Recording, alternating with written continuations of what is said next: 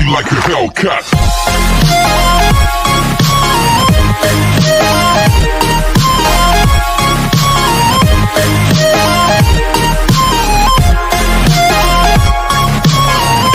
First part में हमने देखा था कि मू जब वे से अपना प्यार कन्फेस करने जा रहा था तो कार एक्सीडेंट की वजह से अपनी मेमोरी खो देता है, पर फिर भी उनकी किस्मत अच्छी थी जिस पर मू मेमोरीज खोने के बाद भी वे को चाहने लगता है और उन दोनों का रोमांटिक रिलेशनशिप स्टार्ट हो जाता है। पर तभी मू की बचपन की फ्रेंड जू आ जाती है और वो मू को अपने साथ वर्ल्ड टूर पे चलने को कहती है। मू के पेरेंट्स भी यही चाहते हैं, लेकिन मू जू के साथ जाने से साफ मना कर देता है। फिर वे उसे मनाने की कोशिश करती है इस उम्मीद से कि पास्ट की सारी चीजें देख शायद मू की मेमोरी वापस आ जाए, पर मू इसी शर्त पे जाने को तैयार होता है कि वे उसके साथ जाए। मॉल्स में घूमते फिरते मू का सारा ध्यान सिर्फ वे पर होता है और वो सारा टाइम अपनी प्रिंसेस के नखरे उठाता रहता है, जो देखकर जू काफी जेलस होती है। एक तरफ वे मू की मेमोरी वापस आने का सोच कर परेशान रहती है, तो उधर मू भी मेमोरी खो जाने की वजह से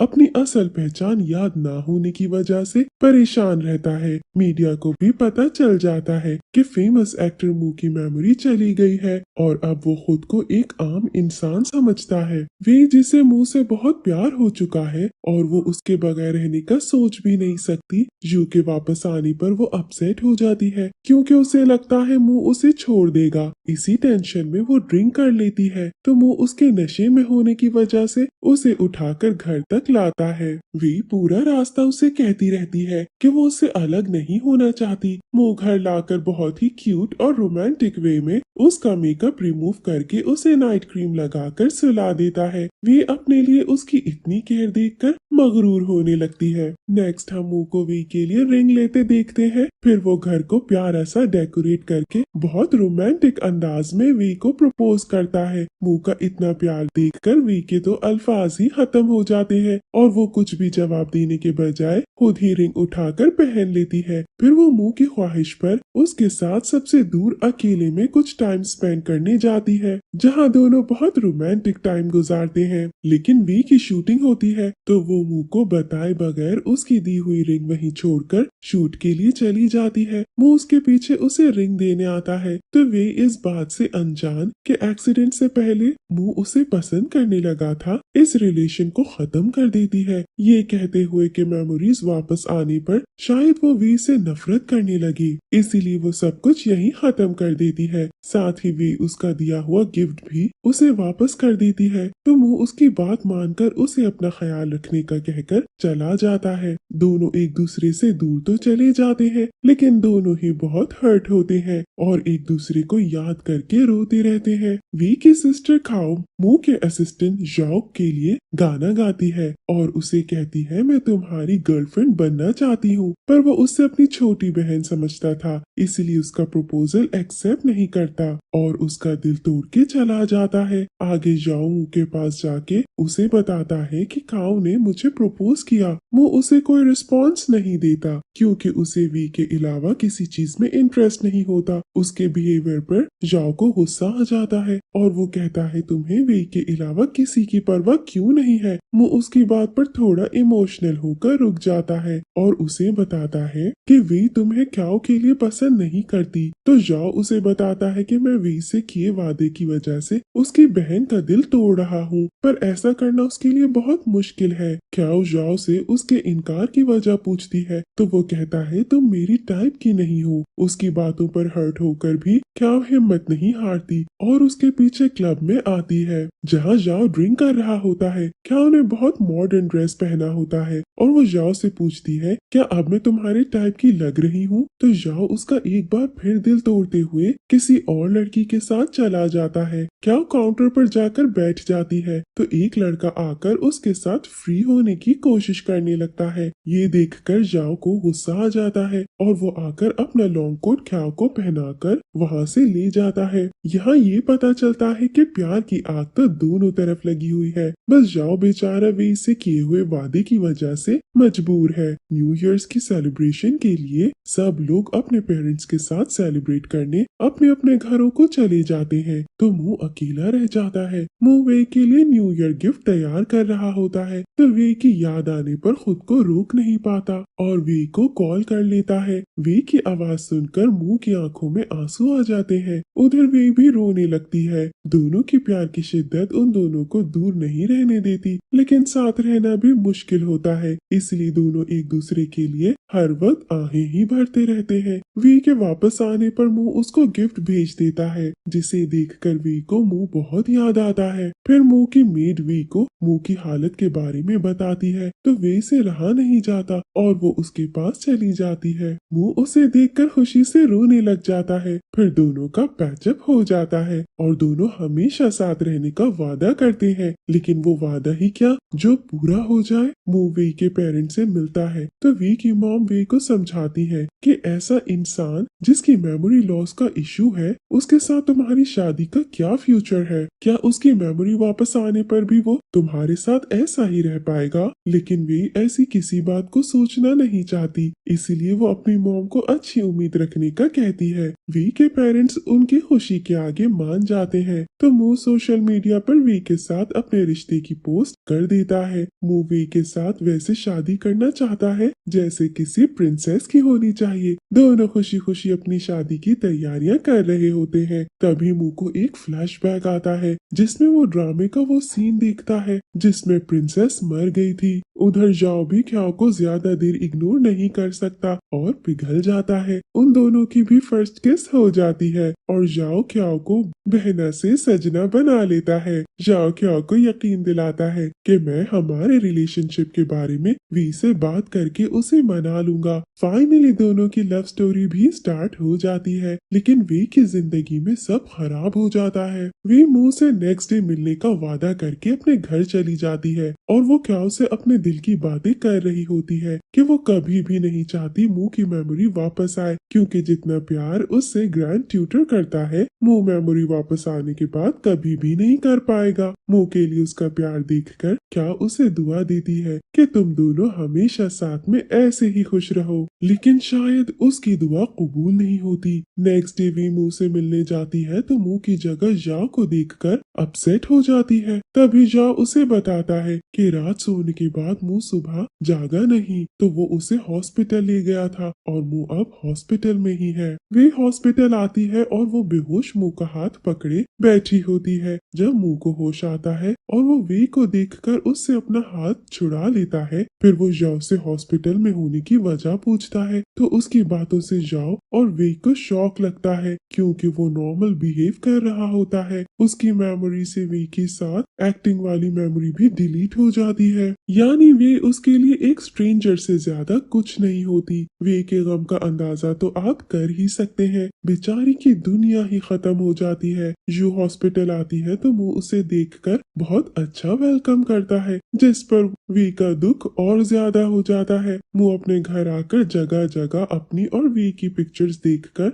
शॉक्ड होता रहता है, लेकिन उसके दिल में वी के लिए कुछ नहीं होता, इसलिए वो सब कुछ उतारने का कह देता है। फिर वो वी से कहता है कि मेरे लिए तुमने जितना किया उसके बदले तुम्हें किसी भी हेल्प की जरूरत हो तो मैं जरूर करूंगा। वी जिसका दिल ही टूट गया था उसे अब मुंह की किसी भी हेल्प की क्या जरूरत थी। वो उसके फोन से अपना नंबर भी डिलीट कर देती है और मुंह के घर से आ जाती है। उधर मुंह के फैंस वी के साथ बहुत बुरा बिहेव करते हैं और उसके ग्रैंड ट्यूटर के साथ रिलेशनशिप का मजाक उड़ाते हैं। वी का दुख इससे डबल हो जाता है। तभी उसे मुंह के साथ एक प्रेस कॉन्फ्रेंस करनी पड़ती है जिसमें मुंह ग्रैंड ट्यूटर और प्रिंसेस की स्टोरी को जस्ट अ स्टोरी कहता है। तो वी को बहुत बुरा लगता है क्योंकि उसके लिए ग्रैंड ट्यूटर एक स्टोरी का कैरेक्टर नहीं उसकी लाइफ का पार्ट होता है। फिर मुंह जब उससे कंपनसेट की बात करता है तो वी उसे अच्छी बातें सुनाती है। अमीर लोगों को ऐसा क्यों लगता है कि वह हर नुकसान को पैसे से पूरा कर देंगे। वी जिसने ग्रैंड ट्यूटर को अपना दिल दिया होता है वो पैसे का क्या करती, इसीलिए वो हर्ट होकर मुंह को खुद से दूर रहने का कहती है। यहाँ ये भी समझ नहीं आता कि मेमोरियां आने या जाने से दिल कैसे बदल सकता है। खैर ये तो आगे जाकर ही पता चलेगा कि मुंह का दिल वाकई बदल बदल गया है या सिर्फ मेमोरी लॉस की वजह से कुछ टाइम के लिए बदला है। वे के पेरेंट्स को वे की हालत देखकर मुंह पर बहुत गुस्सा आता है, क्योंकि मुंह ने उनके सामने भी बहुत वादे किए होते हैं। वे की मॉम ने उसे समझाया भी था कि मुंह की मेमोरी आने पर उसे नुकसान उठाना पड़ेगा, और हुआ भी ऐसा। लेकिन वो दोनों फिर भी मुंह का साथ देते हैं। वे के डैड मुंह के घर जाकर उसे बातें सुनाते हैं, तो यू जो वहीं होती है वो पुलिस को बुला लेती है। वी को जब पता चलता है कि उसके डैड पुलिस स्टेशन में है, तो वो मुंह के पास पहुंच जाती है और उसे अच्छी बातें सुनाती है, जिस पर मुंह का दिल थोड़ा नर्म होता है। वी अपने ग्रैंड ट्यूटर को याद करके रोती रहती है, तो क्याओ जिसकी अपनी लव लाइफ बहुत मुश्किल से सेट होती है, वो अपनी बहन की उदासी देखकर उदास रहने लगती है। जाओ उसे काफी हौसला देता है और समझाता है कि जल्द ही सब ठीक हो जाएगा। उधर मुंह को ख्वाबों में वी नजर आने लगती है, तो वो परेशान हो जाता है कि ये उसके साथ हो क्या रहा है। उधर वे अपने असिस्टेंट यानी मुंह की मेमोरी वापस आने की वजह से अपना असिस्टेंट खो देती है, और वो क्या को असिस्टेंट रख लेती है। मुंह और वे को ड्रामे में साथ काम करना होता है, जिसके लिए वे मना कर देती है। मुंह वे से मिलता है और उसे समझाता है कि उसे प्रोफेशनल बनना चाहिए और जज्बात में आकर अपना करियर खराब नहीं करना चाहिए। उसके समझाने पर वे अपना फैसला बदल लेती है और उसके साथ काम करने के लिए मान जाती है। उधर मुंह यू की उम्मीद भी तोड़ देता है और उसे कहता है कि वो उसे दोस्त से ज्यादा कुछ नहीं समझता। यहाँ हमें ये भी पता चलता है कि यू जाओ की सिस्टर होती है। वे और मुंह साथ काम कर रहे होते हैं जब एक दिन वी की तबीयत खराब होती है और उसे वॉमिट होने लगती है, जिस पर मुंह कुछ और ही समझता है और वो उसके लिए खट्टे अंगूर मंगवाता है। वी बड़े मजे से वो अंगूर खा लेती है, तो मुंह का शक यकीन में बदल जाता है और वो वी से कहता है कि वो अपनी जिम्मेदारी पूरी करने को तैयार है। वी हैरान होती है कि वो किस रिस्पॉन्सिबिलिटी की बात कर रहा है, तो मुंह उसे कहता है वो जानता है कि वो प्रेग्नेंट है, इसीलिए वो अपने बेबी की रिस्पॉन्सिबिलिटी खुद उठाएगा। वे बेचारी तो उसकी बात पर शौक ही रह जाती है। वो उसे बताती है कि मैं प्रेग्नेंट नहीं हूँ, मुझे फूड पॉइजनिंग हुई थी। मुंह तो बहुत देसी निकला यार, जो एक वॉमिटिंग पर ही वे के प्रेग्नेंट होने पर यकीन कर लेता है। क्याओ और जाओ को पेरेंट्स उन दोनों के रिश्ते के लिए मिलते हैं, तो वो एक दूसरे को देखते ही रहते हैं, जिससे ऐसा लगता है कि उनके दरमियान कोई तो लिंक है। जाओ के डैड उससे कह देते हैं कि उसका रिश्ता क्याओ के साथ नहीं हो सकता, मतलब फुल देसी पेरेंट्स वाले डायलॉग। जाओ अपने पेरेंट्स के कहने पर क्याओ से ये कहते हुए ब्रेकअप कर लेता है कि वो इस रिश्ते से बोर हो गया है और वो क्याओ के साथ बूढ़ा नहीं होना चाहता। क्याओ का दिल तो टूट ही जाता है, लेकिन वी को ज्यादा बुरा लगता है क्योंकि वो जाओ को एक अच्छा इंसान समझती थी। मुंह भी उसे काफी समझाता है, लेकिन अपने पेरेंट्स के आगे जाओ कुछ नहीं कर सकता, इसीलिए वो हार मान लेता है और वी के बाद क्याओ की लव लाइफ भी खत्म हो जाती है। आगे हमें पता चलता है कि वी जाओ और यू की सिस्टर है। वी की मॉम की पहली शादी जाओ के डैड से हुई थी और वी उन दोनों की बेटी है, इसीलिए वी की मॉम नहीं चाहती कि क्याओ की शादी जाओ से हो और वो भी उसी दर्द से गुजरे जिससे वो गुजरी थी। उधर यू वी को बता देती है कि वो उसके फादर के लव अफेयर की निशानी है, जिस पर वी बहुत हर्ट होती है, लेकिन उसके और क्याओ के फादर उसे बहुत प्यार से समझाते हैं कि वो वी को अपनी बेटी ही समझते हैं और उनके लिए वी और क्याओ में कोई फर्क नहीं। वी क्याओ के साथ और मुंह जाओ के साथ शूटिंग के लिए होटल आकर रहने लगते हैं। जाओ वी से भाई बनकर बात करने की कोशिश करता है और उसे कहता है कि डैड तुम्हें बहुत मिस करते हैं, लेकिन वे उसे कहती है मेरे एक ही डैड है, उनके अलावा मैं किसी को नहीं जानती। उधर जाओ के डैड बीमार हो जाते हैं और उससे कहते हैं मैं तुम्हारे दिल में क्याओ का प्यार देख सकता हूँ, इसीलिए तुम उससे शादी कर लो। मुंह वी की तरफ अट्रैक्ट होने लगता है क्योंकि उसके दिल में प्यार तो पहले ही होता है, बस उसे एहसास नहीं होता। वो वे को प्रपोज करता है, लेकिन वे उसे मना कर देती है, तो मुंह उसे कहता है वो उसका इंतजार करेगा और अपना प्यार प्रूव करके दिखाएगा। फिर मुंह को सब याद आ जाता है, तो वो वे को मनाने को कभी उसके लिए शॉपिंग करके उसके रूम में भेजता है और कभी खाना बनाकर भेजता है, लेकिन वे भी उससे सारे बदले लेती है और मानकर ही नहीं देती। उधर जाओ क्याओ के पास जाता है और उससे अपने दिल का हाल कहता है, लेकिन अब की बार क्याओ नहीं मानती, जिस पर जाओ उसे मनाने के लिए उसके पीछे पीछे फिरना शुरू कर देता है। क्याओ को किसी भी तरह मानता ना देख वो ड्रंक होने की एक्टिंग करता है, लेकिन क्याओ को उसकी एक्टिंग की समझ आ जाती है और वो उसे वहीं छोड़कर चली जाती है। वो वे के कोट के पॉकेट में एक कार्ड रखता है जिसमें उसे आतिशबाजी देखने को इनवाइट किया होता है। वो कार्ड वे के बजाय क्याओ को मिल जाता है और वो समझती है यह जाओ ने उसके लिए रखा है, तो वो उसी जगह जाती है जहाँ जाओ और मुंह आतिशबाजी देख रहे होते हैं। क्या जाओ को इतने रोमांटिक इनविटेशन पर थैंक्स बोलती है, उसके गले लग जाती है, तो जाओ उसे मानता देखकर